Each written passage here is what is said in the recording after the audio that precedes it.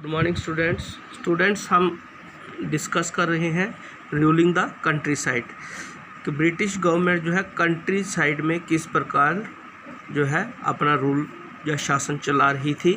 तो कल हमने डिस्कस किया था कि 12 अगस्त 1765 को मुग़ल एम्परर ने ईस्ट इंडिया कंपनी को बंगाल का दीवान बना दिया, यानी कि बंगाल का जो है दीवानी राइट जो था अब ईस्ट इंडिया कंपनी को मिल गया। और इस तरह से जो ईस्ट इंडिया कंपनी के जो एक्सपेंसेस थे, जो खर्चे थे, अब जो है वो रेवेन्यू कलेक्शन से जो है मीट आउट किए जा सकते थे।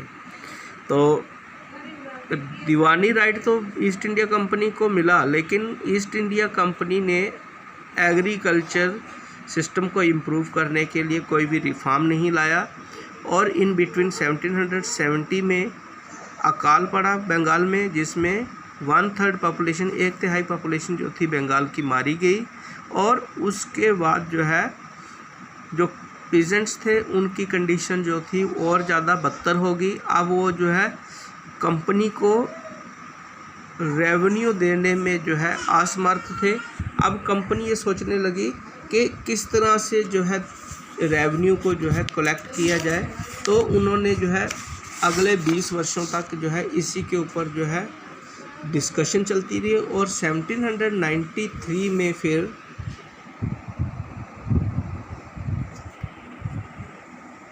कॉर्नवालिस जो थे उन्होंने परमानेंट सेटलमेंट सिस्टम इंट्रोड्यूस किया। परमानेंट सेटलमेंट सिस्टम क्या था कि पहले जो था, जो रेवेन्यू जो होता था वो सिर्फ जो है पीजेंट से कलेक्ट किया जाता था, लेकिन अब जो है बीच में मीडिएटर आ गया, ज़मींदार।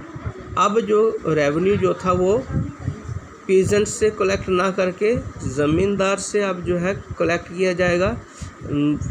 ईस्ट इंडिया कंपनी ने क्या किया, जितने भी जो लोकल राजा और तालुकदार थे उनको जो है ज़मींदार बना दिया और उनको कहा कि आप जो है रेवेन्यू कलेक्ट करोगे और कंपनी को जो है आप डिपॉजिट करोगे। तो जो ज़मींदार जो थे उन्होंने भी जो है किसानों के वेलफेयर के लिए कोई भी सुधार का काम नहीं किया। और इस तरह से जो किसान जो थे उनकी कंडीशन जो थी दिन ब दिन जो है और ज़्यादा ख़राब होती जा रही थी। तो अब जो है जो ज़मींदार थे उन्होंने जो है किसानों को ज़मीन जो है दी, लेकिन उसके बदले जो रेवेन्यू जो था वो या टैक्स जो था वो बहुत ज़्यादा हाई जो है चार्ज कर रहे थे, जिससे किसानों की कंडीशन जो थी बहुत ही ख़राब हो रही थी। और इस तरह से जो था किसान जो थे इस टैक्स को जो है ना चुकाने की कंडीशन में या तो उनके खेत चले जाते थे या फिर जो है वो मनी लेंडर्स जो होते थे जो उनसे जो है पैसा उधार लेते थे। और जब वो पैसा उधार लेते थे तो वो जब पैसा ना चुकाने की स्थिति में उनके जो कैटल्स होते थे वो भी चले जाते थे, उनकी ज़मीनें भी चली जाती थी। और इस तरह से बहुत सारे जो किसान जो थे उनको जो है अपनी ज़मीनों से भी हाथ धोना पड़ा। तो इस तरह से परमानेंट सेटलमेंट सिस्टम जो था वो एक कंपनी का डिफ़ॉल्टियर सिस्टम था, क्योंकि कंपनी ने जो है पीजेंट्स के वेलफेयर के लिए कोई भी सुधार का काम नहीं किया था। Thank you students.